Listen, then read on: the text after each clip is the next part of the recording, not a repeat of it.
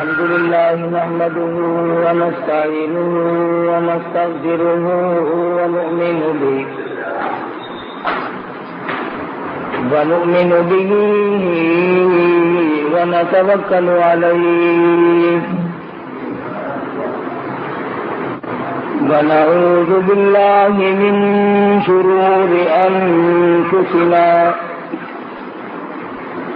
ومن سيئات أعمالنا من يهده الله فلا مضل له ومن يضلله فلا هادي له ونشهد أن لا إله إلا الله وحده لا شريك له ونشهد أن سيدنا وسندنا ونبينا وشفيعنا وهادينا ومرشدنا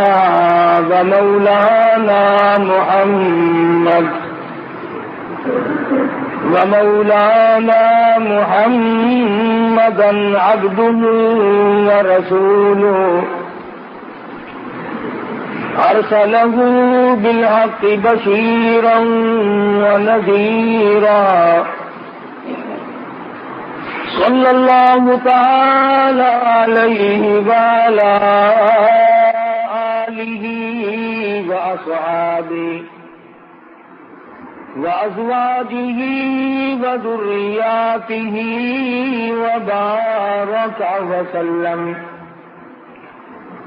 وسلم تسليما كثيرا أما بعد فأعوذ بالله السميع العليم من الشيطان الرجيم بسم الله الرحمن الرحيم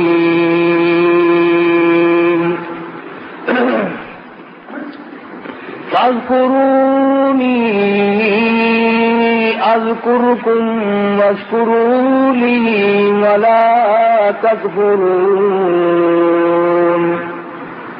صدق الله مولانا العلي العظيم وصدق رسوله النبي الكريم ونحن على ذلك لمن الشاهدين والشاكرين والحمد لله رب العالمين اللهم صل على محمد وعلى آل محمد كما صليت على إبراهيم وعلى آل إبراهيم إنك حميد مجيد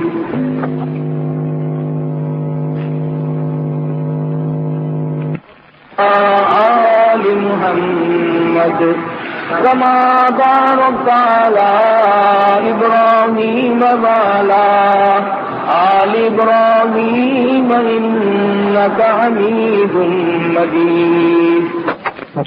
ٹھکانہ عبدالستار صاحب برائے جی ایم سی. گزشتہ جمعے میں سرکار مدینہ صلی اللہ علیہ وسلم کی اس حدیث کی تشریح عرض کی تھی جس حدیث پاک میں سرکار مدینہ صلی اللہ علیہ وسلم نے فرمایا کہ 7 قسم کے آدمی عرش عظیم کے سائے میں چھاؤں میں آرام سے سکون سے ہوں گے. ان میں سے ایک چیز یہ بھی تھی، ان 7 آدمیوں میں سے ایک وہ بھی ہے کہ صدقہ اور خیرات اس طرح پہ کرے کہ دائیں ہاتھ سے دے تو بائیں کو پتہ نہ چلے. قرآن کریم نے دونوں چیزوں کی طرف صراحتاً وضاحت فرمائی ہے. ان تبدوا الصدقات فنعما ہی وان تخفوها وتؤتوها الفقراء فهو خير لكم فرمایا اگر تم صدقہ اور خیرات چھپا کر دو تو تمہارے لیے زیادہ بہتر ہے، اور اگر اعلانیہ دو تو تمہارے لیے پھر بھی بہتر ہے۔ چھپا کر دینے میں مصلحت یہ ہے کہ دوسروں کو پتہ نہ چلے۔ اللہ پاک اس عبادت سے بے انتہا خوش ہوتے ہیں جو صرف اللہ کو پتہ چلے۔ ایک حدیث میں ہے، فرمایا نبی کریم صلی اللہ علیہ وسلم نے کہ میدان حشر میں آواز لگے گی، کہاں ہیں وہ لوگ جو راتوں کو مجھے یاد کیا کرتے تھے؟ اعلان کیا جائے گا، آؤ نور والے ممبروں پہ بیٹھ جاؤ، تم اندھیروں میں مجھے یاد کیا کرتے تھے، آج نورانی ممبروں پہ بیٹھ جاؤ۔ ایک اور حدیث میں ہے، فرمایا نبی کریم صلی اللہ علیہ وسلم نے کہ جب آدمی چھپا کر کے کوئی عبادت کرتا ہے، مخفی عبادت کرتا ہے اور اللہ تعالیٰ سے اس کی قبولیت کی امید رکھتا ہے تو خداوند کریم اس سے بہت راضی ہوتے ہیں۔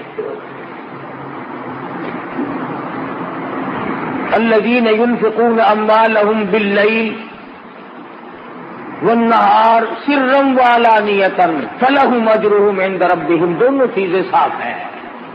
میری راہ میں جو خرچ کرنے والے لوگ ہیں وہ دن میں کریں یا رات میں کریں، وہ اعلانیہ کریں یا چھپا کر کے کریں، بہرحال اللہ پاک کے نبی نے ارشاد فرمایا صلی اللہ علیہ وسلم نے کہ اللہ کو وہ بندہ زیادہ محبوب ہے، وہ بندہ زیادہ پسند ہے جو چھپا کر کے صدقہ کرے، کسی کو پتہ نہ چلے۔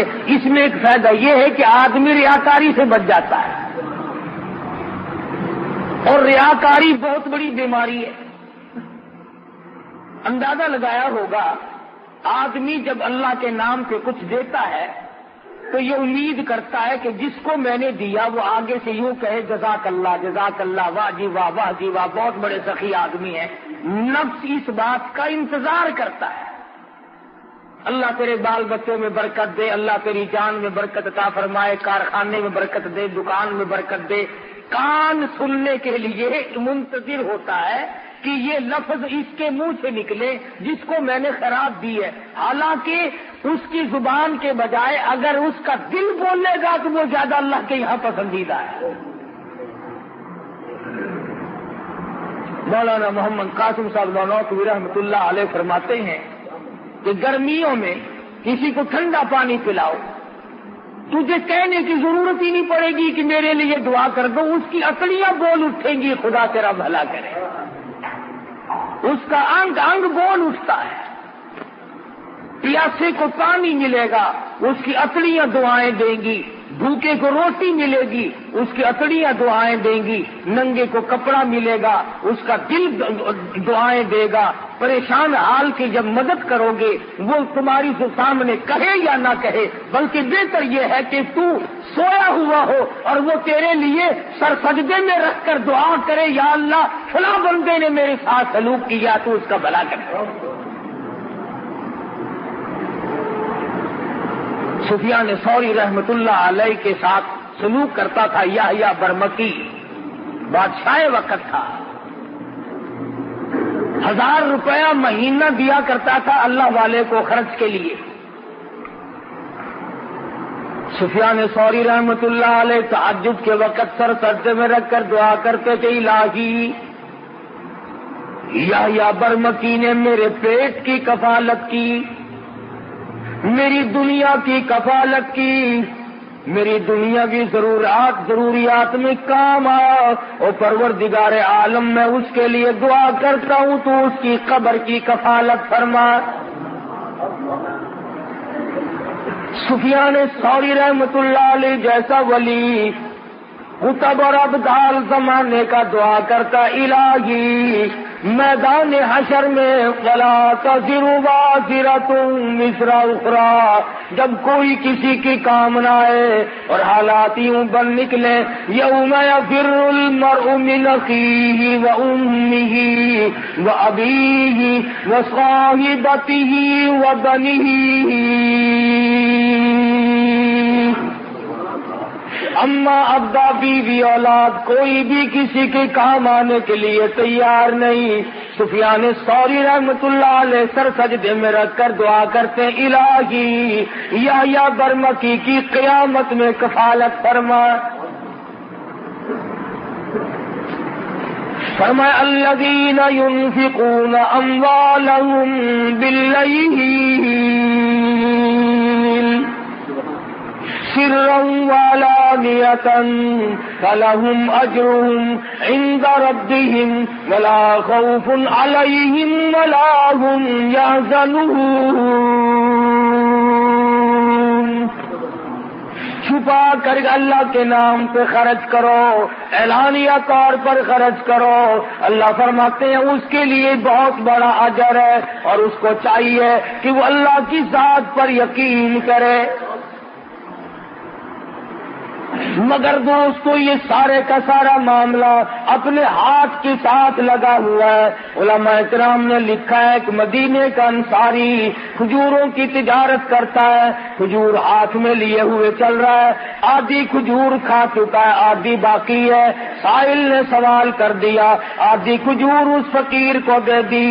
چند دنوں کی بعد موت قریب آئی، وصیت کی وارثوں کو میرا سارا گودام اللہ کے نام پہ صدقہ کر دینا، میرے نام پہ اصال ثواب کر دینا. مرنے کے بعد لوگوں نے یوں ہی کر دیا. کسی نے خواب میں دیکھا، پوچھا بتا کیا گزری، کہنے لگا یہاں کا معاملہ بالکل نرالا ہے، یہاں کی کاروبار بالکل نرالے ہیں. اور کہنے لگا رب اکبر کی قسم جتنا اجر جتنا ثواب جتنی جزا مجھے آدھی کھجور کی ملی اتنا پورے گودام کا نہیں ملا.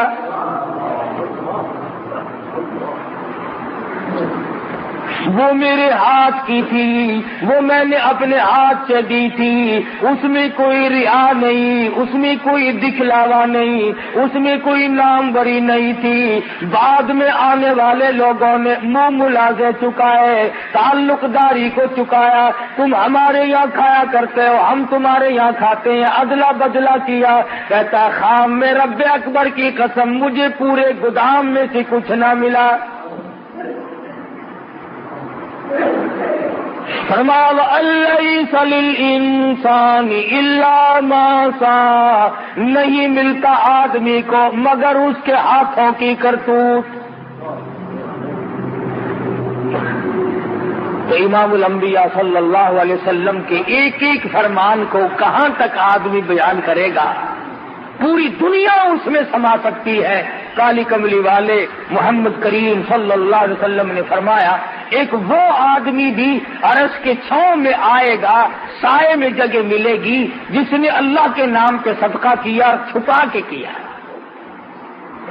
لینے والے کو بھی شرمندگی نہ ہو اور اسے بھی ریاکاری کا موقع نہ ملے اور دکھلاوے کا موقع نہ ملے. قرآن کریم نے مسلمانوں اپنے لیے دیے کو ضائع نہ کیا کرو. یا ایھا الذین آمنوا، او ایماندارو، لا تبطلوا صدقاتکم بالمن والأذى، برباد نہ کرو، خراب نہ کرو، تباہ نہ کر ڈالو، ختم نہ کر ڈالو اپنے لیے دیے کو. الہ العالمین ختم کیسے ہو جاتا ہے، برباد کیسے ہو جاتا ہے، ضائع کیوں کر ہو جاتا ہے؟ فرمایا بالمن والأذى، احسان جتلانا، ہم نے تیری ساتھ یوں کیا تھا. اس کے منہ پہ احسان جتلانے سے، اسے ذلیل کرنے سے آج تو بڑا آدمی بنتا ہے. کل ہم تجھے زکات دیا کرتے تھے، یاد کر فلاں وقت میں نے تجھے کرتا پہنایا تھا، یاد کر فلاں وقت میں ہم نے تیرے ساتھ یوں سلوک کیا تھا. اللہ کا قرآن کہتا ہے، خدا بند کریم فرماتے ہیں جب تو اس کو مینا مارتا ہے، اللہ فرماتے میرے بندے کا کلیجہ اکٹھا ہو جاتا ہے، اسے تکلیف ہوتی ہے. اور کسی بندے کو تکلیف دینا میرے یہاں جائز نہیں. اللہ کریم فرماتے ہیں سب سے بڑی عبادت، سب سے بڑی نیکی. شیخ العرب والعجم حضرت مولانا سید حسین احمد صاحب مدنی نور اللہ مرکزہ، اللہ تعالیٰ کی کروڑہ رحمت نازل ہو اس مرد مجاہد کی قبر مبارک پہ آمین کہو۔ حضرت والا کی خدمت میں 16 مہینے رہنے کا اتفاق ہوا، جوتیوں میں بیٹھا ان لوگوں کی، بڑے بڑے عالم تشریف لاتے تھے، ہندوستان کے بھی اور دوسرے ملکوں کے بھی، اور حضرت والا سے وظیفہ پوچھتے تھے کہ کچھ بتائیں ہمیں، آپ ایسا وظیفہ کریں جس سے نیک بن جائے۔ سبحان اللہ، اس وقت مجھے سمجھ نہیں آتا تھا، میرا بچپن تھا، اب قدر ہوتی ہے۔ فرمایا کرتے تھے سب سے بڑا وظیفہ یہ ہے کہ کسی کو ستاؤ مت، ہندو ہو، مسلمان ہو، مرد ہو، عورت ہو، حتیٰ کہ جانور ہو، جاندار کوئی بھی ہو، کسی کو دکھ مت دو۔ اور اگر آپ سوچیں تو یہ بہت مشکل وظیفہ ہے، یہ ورد بڑا مشکل ہے، تسبیح پھیرنی آسان ہے، نفل پڑھنے آسان ہے، لیکن اس وظیفے پہ عمل کرنا بڑا مشکل ہے کہ آدمی اپنے آپ کو بچائے کہ کسی کو ستانا نہیں، کسی کو پریشان نہیں کرنا۔ میں نے آپ سے قرض لے لیا کہ 1 مہینے میں دوں گا، آپ میرے پیچھے پھر رہے ہیں، سال گزر گیا، یہ ستانا نہیں۔ میں نعوذ باللہ کسی کی دھی بیٹی کے بارے میں غلط خیال کرتا ہوں، یہ کسی کی آبرو کو ٹکر، یہ کسی کو ستانا نہیں۔ تمام صورتیں اس میں داخل ہیں، سفر میں، حضر میں، گھر میں، کاروبار کرنے میں، ساری زندگی میں اگر آپ سوچیں تو یہ مسئلہ بڑا مشکل ہے کہ آدمی دوسرے کو تکلیف نہ دے۔ ہمارے یہاں تو سارے تکلیف دے کر کے کام بنتے ہیں، جب تک دوسرے کو تکلیف نہ دو اس وقت تک آدمی کی بڑھاس نہیں نکلتی۔ اور ہمارے ملک کے لوگوں کا مزاج بن گیا، مجبور سے کماؤ، جتنا زیادہ مجبور دیکھو اتنا زیادہ کماؤ۔ اڈوں پہ جا کے دیکھو، اسٹیشنوں پہ جا کے دیکھو، وہ لوٹ کھسوٹ ہے، وہ گند دکھتا ہے، وہ مسافر اتنا مجبور ہے کہ اللہ پاک نے ترس کھا کر سنتیں معاف کر دی، نفل معاف کر دیے، فرض نماز بھی آدھی معاف کر دی۔ اللہ میاں جانتا تھا کہ سفر بڑی تکلیف دہ چیز ہے، مسافر پر اللہ میاں نے ترس کھا کر سنتیں معاف کر دی، نفل معاف کر دیے، آدھا فرض معاف کر دیا، مگر مسلمان کہتا ہے کہ ان مسافروں کی جیب کاٹو، ان مسافروں کو ننگا کر دو، ان مسافروں سے جو کچھ بھی ہے وہ یہیں پر کھینچ لو، کسی اسٹیشن پر جا کے دیکھ لو، تمام چیک کرنے والے لوگ مر گئے، قبروں میں چلے گئے۔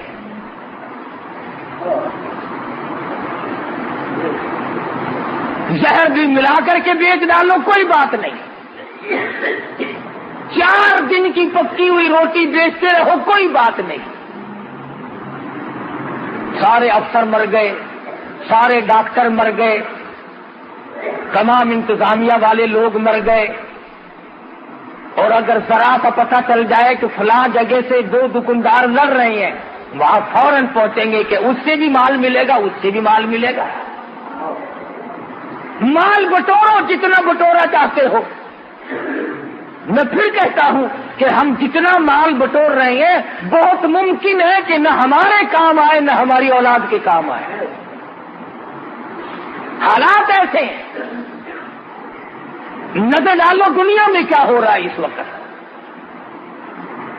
کسی زمانے میں لوگ مسافروں کی بڑی خدمت کیا کرتے تھے، بلکہ مشرکین مکہ کرتے تھے۔ ابو جہل اتنا بڑا کافر ہونے کے باوجود ستو پانی میں گھول کر چوک میں کھڑا ہو کر کے پلایا کرتا تھا لوگوں کو۔ امیہ بن خلف لوگوں کو پانی پلایا کرتا تھا۔ آج مسلمان سے پانی تو مانگ کر کے دیکھیں آپ، کون کسی کو پانی پلاتا ہے؟ اور تمام جنتی بنے پھرتے ہو، امام الانبیاء صلی اللہ تعالی علیہ وسلم نے ارشاد فرما دیا کہ 7 آدمیوں کو عرش عظیم کی چھاؤں میں جگہ ملے گی، ان میں سے ایک وہ بھی ہے جو مخفی طور پر صدقہ کرے، اللہ کی ذات جانے اور وہ جانے، کسی کو کوئی پتہ نہ چل سکے، بس اللہ تبارک و تعالیٰ کے نام پر وہ جو دے دیا اس کو دے کر کے بھول جائے۔ توحید-سنت.com مالک بن دینار رحمت اللہ علیہ تشریف لے جا رہے ہیں، گزر رہے ہیں ایک علاقے سے، گزرتے گزرتے ایک جگہ پر لوگوں کا مجمع لگا ہوا دیکھا، فرمایا کیا بات ہے؟ پتا چلا شہزادہ مکان بنانے کے لیے، محل بنانے کے لیے سنگ بنیاد رکھ رہا ہے، بہت بڑا محل تعمیر کرنا چاہتا ہے۔ مالک بن دینار رحمت اللہ علیہ نے شہزادے کو بلوا لیا، فرمایا شہزادے کیسا محل بنانا ہے؟ اس نے بتایا جی اس قسم کا نقشہ بنایا گیا ہے۔ فرمانے لگی کتنا خرچ ہوگا؟ شہزادہ کہنے لگا اس زمانے میں کہ 2 لاکھ ریال خرچ ہوں گے۔ مالک بن دینار رحمت اللہ علیہ فرمانے لگے بہت ممکن ہے کہ اس محل کے بنتے بنتے تیری موت آ جائے، بہت ممکن ہے یہ بن کر تیار ہو جائے پھر تیری موت آ جائے، تو اس میں رہائش بھی نہ رکھ سکے، تو اس کی چمک دھمک کو دیکھنے بھی نہ پائے، بہت ممکن ہے کچھ دنوں رہائش کرنے کے بعد افسوس کرتا ہوا حضرت کے ہاتھ ملتا ہوا دنیا سے چلا جائے۔ حضرت مالک بن دینار رحمت اللہ علیہ فرمانے لگے 2 لاکھ روپیہ مجھے دے دے، میں ایسے محل کا وعدہ کرتا ہوں جس میں تو داخل ہونے کے بعد کبھی نکلے گا نہیں۔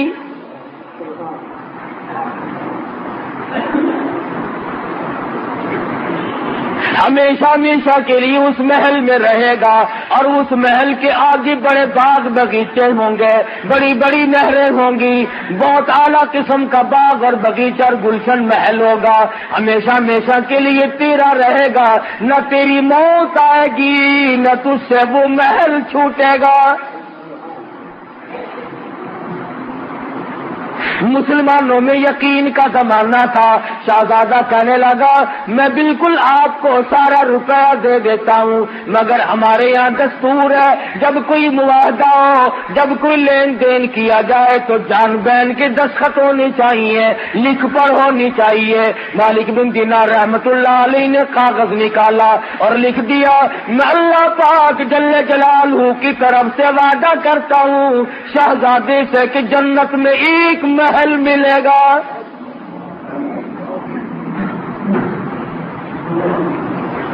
شہزادے نے محل پسند کر لیا۔ آج کل کا ہوتا ہے تو مولوی پیسے مارنے کا ڈھنگ بنا رہا ہے، جا جا تیرے جیسے ہزاروں دیکھ رکھے ہیں، جنت ملے گی کہ یوں ہی مل جائے گی، تڑپ نہیں، جذبہ نہیں، محبت نہیں۔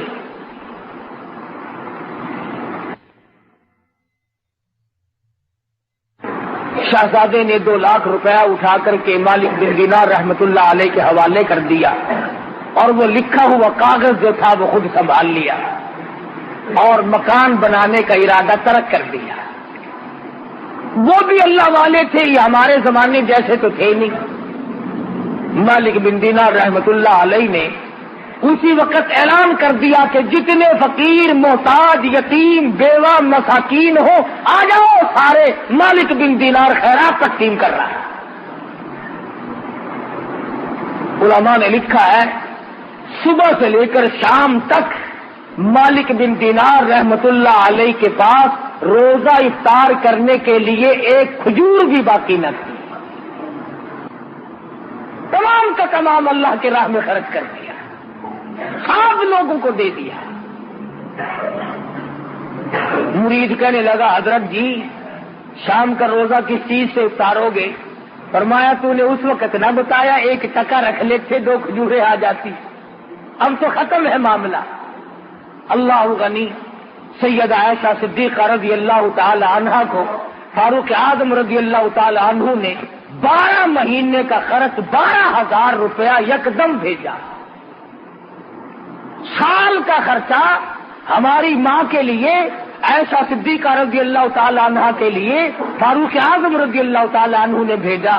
جب خادمہ نے گٹھڑی لا کے رکھی، اللہ غنی، ام المومنین فرمانے لگی میرے اور اس دولت کے درمیان کپڑا لٹکا دے، مجھے یہ دولت دیکھتے ہوئے بھی شرم آتی ہے.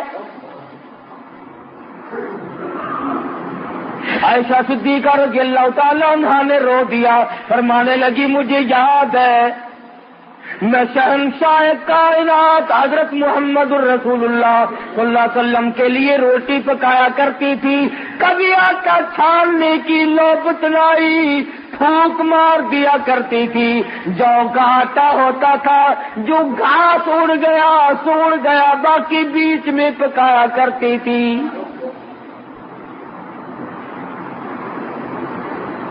اور فرماتی ہے زیتون کے تیل کا ڈبہ گھر میں رکھا تھا، وہ ختم ہو چکا تھا، اس کی تل چھنڈ باقی تھی، نیچے ذرا سی گاٹ باقی تھی، میل کچیل سا لگا ہوا تھا.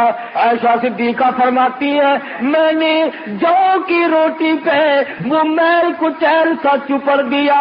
مدنی کریم صلی اللہ علیہ وسلم نوش فرما رہے تھے اور فرمانے لگے عائشہ قیامت میں اس نعمت کا بھی سوال کیا جائے گا.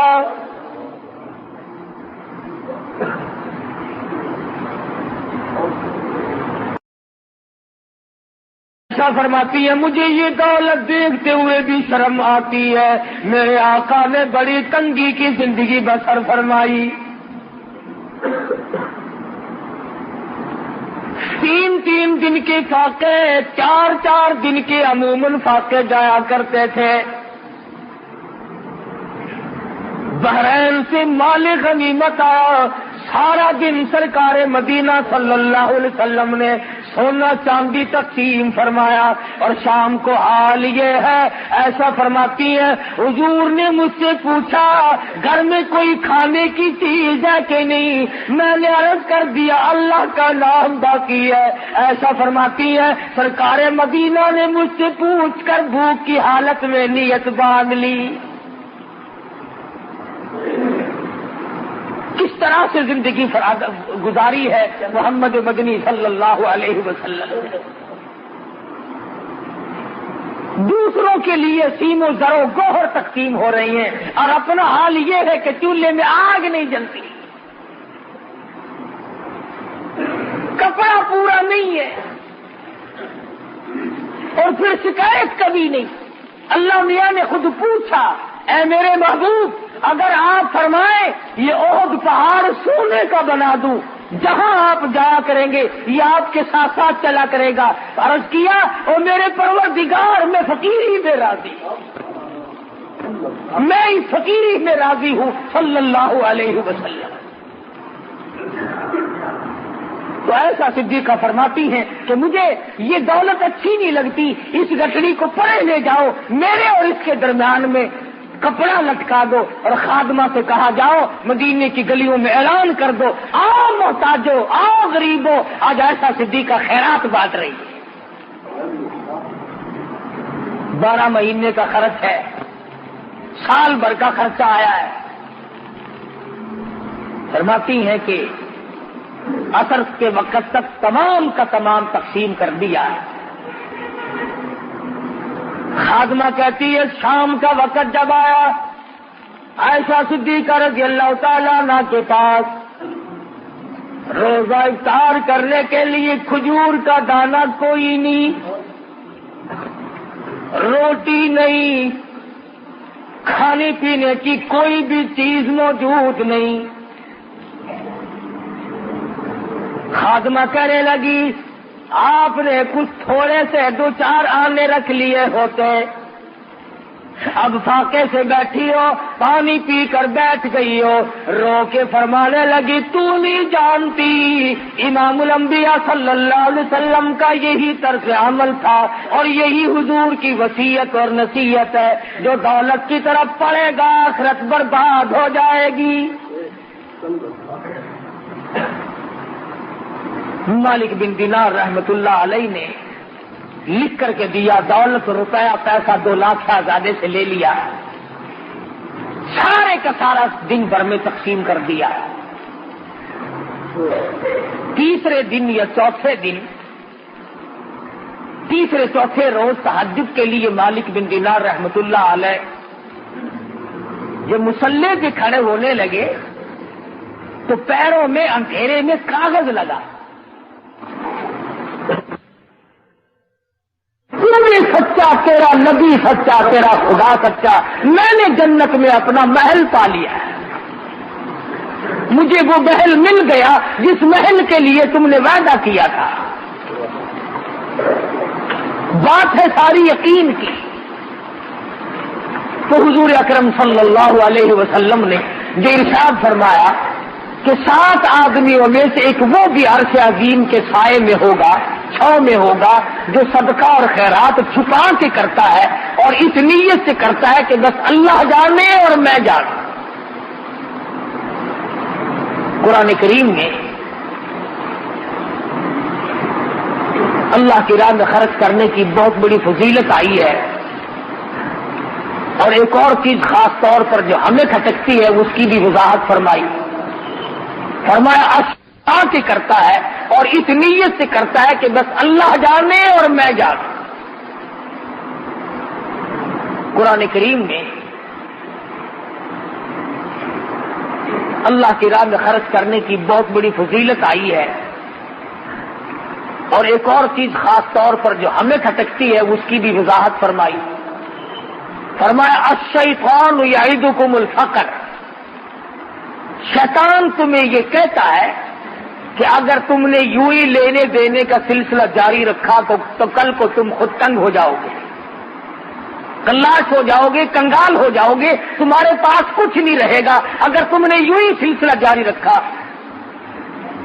الشیطان یعدکم الفقر ویأمرکم بالفحشاء، جب بھی تم اللہ کے نام پہ صدقہ کرو گے، خیرات کرنا چاہو گے، کسی مسکین اور محتاج کو دینا چاہو گے، کسی عزیز و اقربا یتیم بیوہ کے ساتھ سلوک کرو گے، کسی ہمسایہ قریب کے ساتھ سلوک کرو گے، شیطان تمہیں فوراً کہے گا تھوڑا دے تھوڑا دے، اگر یوں ہی تو دیتا رہا تو ننگا ہو جائے گا.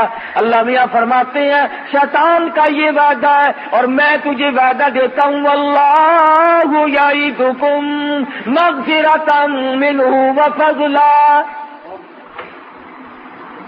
شیطان تجھے فقر کا وعدہ دیتا ہے، غریبی یاد دلاتا ہے، تو ننگا ہو جائے گا. مقابلے میں خدا وعدہ کرتا ہوں بخشش کا اور بڑھاوے کا، زیادتی کا. تو میرے نام پہ دیتا جا، میں بڑھاتا چلا جاؤں گا. واللہ یعدکم مغفرۃ منہ وفضلا. اللہ میاں فرماتے ہیں واللہ واسع علیم، میں بہت دینے والا ہوں، میرے خزانے میں کوئی کمی نہیں. اللہ فرماتے ہیں میں اب دیکھوں گا، ایک طرف تو میرا وعدہ ہے، ایک طرف شیطان کا وعدہ ہے، میں دیکھوں گا اب تو میرا کہنا مانتا ہے، یہ شیطان کا کہنا مانتا ہے. سارے مسائل ریا سے، دکھلاوے سے بچانے کے لیے ہیں. امام غزالی رحمت اللہ علیہ نے اپنی کتاب میں لکھا ہے توحید-سنت.com کہ ایک جگہ پر ایک درخت تھا، لوگ اس کی پوجا کرنے لگے، لوگ اس کی پوجا کرنے لگے. جیسا کہ ہمارے ملک میں بھی رواج ہے، فلاں جگہ جو جانڈ ہے بڑا برکت والا ہے، فلاں پیپل بڑا برکت والا ہے، فلاں بڑا برکت والا ہے. لوگوں میں چرچا ہو نکلتا ہے، پھر ملک بھر سے عورت مرد اس کی زیارت کے لیے ٹوٹ پڑتے ہیں. امام غزالی رحمہ اللہ نے لکھا ہے کہ ایک جگہ پر ایک درخت تھا جس کی پوجا پاٹ شروع ہو گئی اور خوب چل پڑی. وہاں ایک عابد رہتا تھا اللہ والا. اس کو جب پتا چلا تو وہ کلہاڑا لے کے چلا اس کو کاٹنے کے لیے کہ لوگ شرک کی بیماری میں پڑ گئے، تباہ ہو گئے، میں اس درخت کو ہی کاٹتا ہوں، نہ رہے گا بانس اور نہ بجے گی بانسری، لہذا شرک بند ہو جائے گا. تو راستے میں شیطان آدمی کی شکل بنا کے ملا. وہ کہنے لگا صوفی جی کہاں چلے؟ لگا درخت کو کاٹوں گا جس پر لوگ منتیں مان رہے ہیں, شرک ہو رہا ہے خدا کی ذات کے سوا. کہنے لگا تیرا کیا بگڑتا ہے, تجھے کیا نقصان ہے؟ انہوں نے کہا اچھا شرک ہوتا رہے, میرا نقصان کوئی نہیں. مخلوق شرک میں مبتلا ہو کر تباہ ہوتی رہے, آخرت برباد ہو جائے, دنیا برباد ہو جائے, میں بیٹھا دیکھتا رہوں. تو شیطان میں اور اس ولی میں کشتی ہوئی, لڑ پڑے آپس میں. اللہ والے نے شیطان کو اٹھایا اور زمین پہ پٹک کے مارا, اور چھاتی پہ چڑھ بیٹھا. شیطان کہنے لگا ذرا نیچے اتریو, ایک بات بتاؤں گا تجھے, ذرا نیچے اتر. اس نے کہا کیا بتا, تیرا کیا مطلب ہے کہ اس درخت کو کاٹوں گا شرک بند ہوگا, لوگ اللہ اللہ کریں گے؟ اس نے کہا بات سن, اگر تجھے اللہ ہی اللہ کرنی مقصود ہے اور لوگوں کا فائدہ مقصود ہے, تیرے تکیے کے نیچے 10 روپے روز ملا کریں گے. تو غریبوں کو تقسیم کریو, بھوکوں کا پیٹ بھرے گا, دعا کریں گے, کتنا فائدہ ہوگا.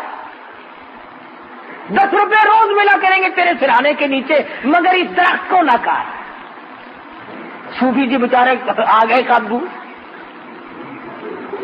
اس نے کہا بھی یہ کوئی کم نیکی تو نہیں, اور اس زمانے کے 10 روپے, آج کے 10 روپے نہیں جو پھونک مارنے سے اڑ جائیں, کہ 10 روپے میں تو خدا جانے کتنوں کا پیٹ بھرے گا, کتنوں کو کپڑا پہناؤں گا, کتنوں کی دوا دارو کروں گا, کتنوں کی مشکل آسان ہوگی, درخت کاٹنے سے مجھے کیا ملے گا. صوفی جی کی سمجھ میں آئی, کلاڑا رکھا, مسلے پہ بیٹھ گئے, رات کو سوئے, صبح کو سرانے کے نیچے سے واقعی 10 روپے ملے. کہنے لگا بہت اچھی بات, یہ تو مزے ہو گئے بھائی, اور اللہ کی راہ میں خرچ کر دیے. دوسرے دن بھی سرانا اٹھا کے دیکھا, صبح کو پھر 10 روپے مل گئے. سوچ لگے شیطان ہے تو سچا بھائی. تیسرے دن سرانا اٹھایا تو ہے ہی نہیں. دری اٹھا کے دیکھی کہ شاید دری کے نیچے جلدی میں رکھ گیا ہو, وہاں بھی نہیں. چارپائی کے نیچے جھانک رہے ہیں, مٹی کرید رہے ہیں, کہ شاید ادھر ادھر گر گئے, ہو ہی نہیں. وہ کہاں تھے؟ تو لگا اچھا, پھر اٹھایا کلاڑا اور پھر اس طرف کی طرف چلے, اور پھر راستے میں ملا. امام غزالی رحمت اللہ علیہ نے لکھا ہے, کہنے لگا کہاں چلے؟ تو اس طرف تو کاٹوں گا, لوگ شرک کرتے ہیں. اس نے کہا وہ بتایا تھا تجھے 10 روپے ملا کریں گے. انہوں نے کہا بے ایمان ہو گیا تھا, 2 دن تو ملے, آج تو بالکل نہیں ملا, ایک آنا بھی نہیں وہاں تو. اب جو شیطان میں اور اس ولی میں کشتی ہوئی, اب ولی نیچے اور شیطان اوپر. اب وہ نیچے دبا لیا اور شیطان اوپر چڑھ بیٹھا. کہنے لگا تو ذرا خیر یہ بات بتا, اس دن تو نیچے تھا, میں اوپر تھا, آج میں نیچے تو اوپر, اس کی کیا وجہ ہے؟ تو کہنے لگا میری بیماری مجھ سے ہی پوچھتا ہے. اس نے کہا بتا تو صحیح. کہنے لگا اس دن تیرا غصہ صرف اللہ کے لیے تھا. اس دن جو تیرا غصہ تھا, ناراضگی تھی, وہ اللہ کی رضا کے لیے تھی, اور اللہ کے لیے تھی, للہ تھی, اس میں تیرا کچھ شامل نہ تھا. آج کے غصے میں یہ بھی تو شامل ہے نا کہ وہ 10 روپے کیوں نہیں ملے. اس لیے ملاوٹ ہو گئی غصے میں, اس لیے میں اوپر آ گیا اور جناب نیچے چلے گئے. علماء نے لکھا ہے کہ اگر غصے میں ملاوٹ ہو جانے سے شیطان کے نیچے آدمی آ جاتا ہے, عبادت میں جب شیطان کا ہماری ریاکاری اور دکھلاوے کو دخل ہوگا تو پھر شیطان کے نیچے کیوں نہ آئیں گے. اس لیے فرمایا کہ ریاکاری سے بچنا ہے, دکھلاوے سے بچنا ہے. کئی لوگ نماز پڑھتے ہیں, جب لوگوں میں نماز پڑھیں گے تو لمبا سجدہ, لمبا رکوع, بڑی لمبی اتحیات, بڑی لمبی قرات, اور جب اکیلا پڑھے تو چل میں آیا, ٹھک ٹھک ختم کی, وہ گئے ادھر گئے, دیر ہی نہیں لگتی. بات اماموں کا یہ حال ہے, جماعت کراویں گے تو بڑی لمبی چوڑی نماز, اور بعد میں 2 سنتیں اگر پڑھنی ہے نا تو مقتدی سارے کھڑے ہیں, مولوی صاحب پڑھ کے چلے بھی گئے. یہ تمام چیزیں دکھلاوے میں شامل ہیں یہ, اور اللہ پاک دکھاوے کو, ریاکاری کو قتل پسند نہیں کرتا. وہ زکوٰۃ ہو, وہ نماز ہو, وہ حج ہو, وہ عبادت ہو, وہ خیرات ہو کوئی چیز بھی ہو، اللہ پاک کہتا ہے جو کرنا میرے لیے کر، اس میں کسی قسم کا دکھلاوا نہ کر۔ اور لوگوں کو کیا دکھاتا ہے؟ لوگ تو تجھے آگے بے ایمان کہتے ہیں، کیا دکھانا ہے لوگوں کو؟ اس لیے قرآن کریم میں بار بار فرمایا واللہ یعدکم مغفرۃ منہ وفضلا واللہ واسع علیم یؤتی الحکمۃ من یشاء۔ اور لوگوں، میں خدا وعدہ کرتا ہوں جو میرے نام پر تم خرچ کرو گے، میں مالک تو میں ہی ہوں، بیماری پہ خرچ کرا دوں گا، مقدمے پہ خرچ کرا دوں گا، پریشانیوں میں خرچ کرا دوں گا، فضولیات میں خرچ کرا دوں گا، سینما تھیٹر تماشوں پہ خرچ کرا دوں گا۔ اور اگر تم صرف لوجہ اللہ کرو گے، فرمایا واللہ یعدکم مغفرۃ منہ وفضلا۔ سب سے پہلے تو میری طرف سے بخشش کا وعدہ ہے۔ کتنی بڑی بات ہے کہ خود مالک یہ فرمائے کہ جب تو آئے گا میں تیرے لیے جنت تیار لیے کھڑا ہوں گا۔ بڑی اچھی بات کہی، کہتا کہ ان سے تھوڑی سی لگاوٹ حشر میں کام آ گئی، ان سے تھوڑی سی لگاوٹ حشر میں کام آ گئی۔ مغفرت ہے جستجو میں میرے گھبرائی ہوئی، بخشش تلاش کرتی ہے۔ کیا مزے کی بات ہے، امام الانبیاء صلی اللہ تعالی علیہ وسلم آواز دیں، خود اللہ پاک کی طرف سے اعلان ہو، آئے وہ لوگ، کہاں گئے وہ لوگ جو اپنی ضروریات میں سے نکال کر، اپنے خرچے میں سے نکال کر میرے نام پر دیا کرتے تھے، جن کا یہ خیال تھا کہ ہم اس کا بدلہ اللہ سے حاصل کریں گے۔ فَلَهُمْ أَجْرُهُمْ عِنْدَ رَبِّهِمْ وَلَا خَوْفٌ عَلَيْهِمْ وَلَا هُمْ يَحْزَنُونَ۔ اتنا کرنے والے لوگ تھے، کیا بتاؤں کہ گزشتہ زمانے کے لوگوں نے کس کس طریقے سے کمائی کر کے اپنی آخرت کو بنایا۔ آج ہم آخرت کا تو نام بھی نہیں لیتے، میرے تیرے دماغ میں یہ بات ہی نہیں کہ ہم اس دنیا کو چھوڑ بھی جائیں گے، قبر کی زندگی بھی آئے گی، حشر بھی آنا ہے، قیامت بھی آنی ہے، پلسرات بھی آنی ہے، ہم لوگوں کے دماغ میں تو یہ بات ہے ہی نہیں۔ حالانکہ میں اور آپ اس نبی کے امتی ہیں، اس سرکار مدینہ صلی اللہ علیہ وسلم کی امتی ہیں۔ سیدہ فاطمہ الزہرا رضی اللہ تعالیٰ عنہا فرماتی ہیں، میں اپنے ابا کی حضور میں حاضر ہوئی اور میں نے جا کر کے اپنے ابا کے ہاتھ میں آدھی روٹی کا ٹکڑا رکھ دیا۔ مدنی کریم صلی اللہ علیہ وسلم نے پوچھا کہاں سے لائی؟ میں نے عرض کیا میرے ابا 3 دن کے فاقے کے بعد ایک روٹی ملی تھی، آدھی میں نے کھا لی، آدھی آپ ابا کے لیے بچا لائی ہوں۔ سرکار مدینہ صلی اللہ علیہ وسلم کی آنکھوں میں آنسو آ گئے، فرمایا لخت جگر اور نور نظر، آج تیرے ابا نے 4 دن کے بعد روٹی کا ٹکڑا دیکھا ہے۔ اس تنگی سے، اس عسرت سے، اس پریشانی سے زندگی گزاری اور آمدن گزاری۔ یہ نہیں کہ حضور مجبور تھے، اللہ نے بار بار پوچھا ہے، کہو تو دولت کے انبار لگا دو۔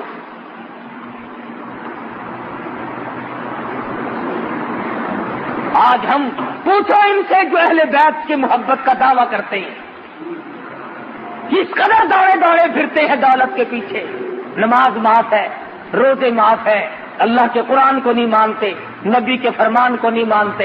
آؤ میں تمہیں بتلاؤں کہ اہل بیت کی محبت ہم کرتے ہیں یا تم کرتے ہو۔ سرکار مدینہ صلی اللہ علیہ وسلم تشریف لائے، لخت جگر کے دروازے پہ، فاطمہ الزہرا کے مکان پر دروازے پہ کھڑے ہو کر فرمایا بیٹی میں گھر میں آؤں، داخل ہو سکتا ہوں؟ اندر سے آواز آئی پہلے تشریف لانے سے پہلے اپنی چادر اندر پھینک دو، اپنی چادر اندر پھینک دو۔ حضور اکرم صلی اللہ علیہ وسلم نے چادر پھینکی، اندر تشریف لائے، فرمایا بیٹی کیا ہوا؟ رو کے عرض کرنے لگی ابا اتنا کپڑا نہیں ہے بدن کو چھپا، اتنا کپڑا میرے پاس موجود نہیں کہ پورا بدن چھپا سکوں، شرم کے مارے آپ کی چادر مانگ لی کہ ابا کے سامنے ننگی کیسے آ۔